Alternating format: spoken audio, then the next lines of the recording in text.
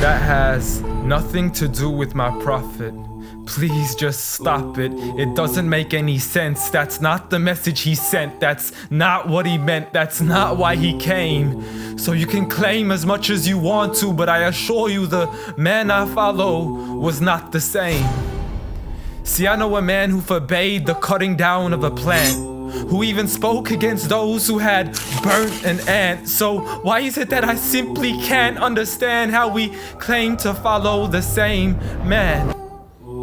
I mean, I know a man who forbade us from harming the innocent, saying he who does so would not only be prohibited from paradise, but he would not even smell its scent. So please tell me how what you're doing has anything to do with the message that he sent. This is the man who forbade us from even scaring cattle with a knife, saying you have no right to let the animal die twice. And when he was asked for advice, he'd reply, don't get angry, don't get angry, don't get angry, repeating it thrice. See, I know a man who called to patience first, even to those who had treated him the worst. And when he was asked to invoke Allah's wrath, he said, I was not sent to curse, but rather as a mercy to the earth. Matter of fact, the entire universe, meaning everything that was made. See, this is a man whom the clouds would rush to shade, a man to whom the trees would sway and the birds would flock to seek his aid. For they knew he was a man of justice, a man who would never betray, a man who could be trusted even by those who had wanted him slain. See, Anas bin Malik served him for 10 years and not once had he heard him complain. For he would never get angry for himself, but only for Allah's sake. And he never responded to evil with evil, but rather he pardoned and forgave. For had he been harsh-hearted, the people would have ran away. So what is it that we still don't understand when we claim to follow Islam, yet we fail to follow this man?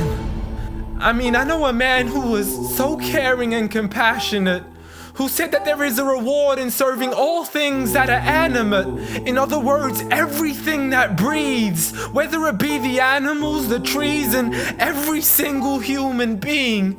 I mean, if Allah called him Rahmatan lil Alameen, how dare you call him anything else that contravenes? See, this is a man who said that the Muslim was he who is soft, simple, and lenient. A man who taught us himself to be cautious from falling into extremism. See, he was never given two choices except he chose that which was easiest. Not for himself, but for his people and their convenience. See, I know a man who advocated for the freedom of the slaves. A man who taught us that the Muslim is the one from whom the people are safe. Not only from his hands, but even from the words that he says.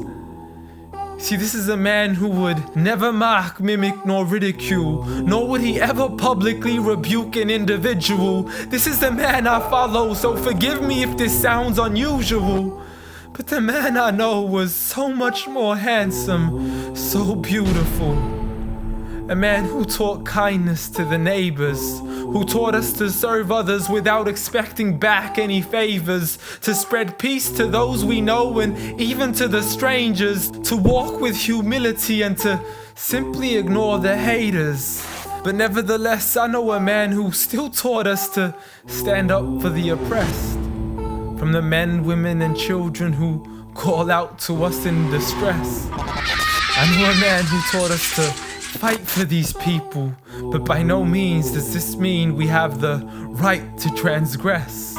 For those who oppress have nothing to do with his name. So you can say what you wish to say and continue to defame his name, but at the end of the day, I assure you, the man I follow was not the same.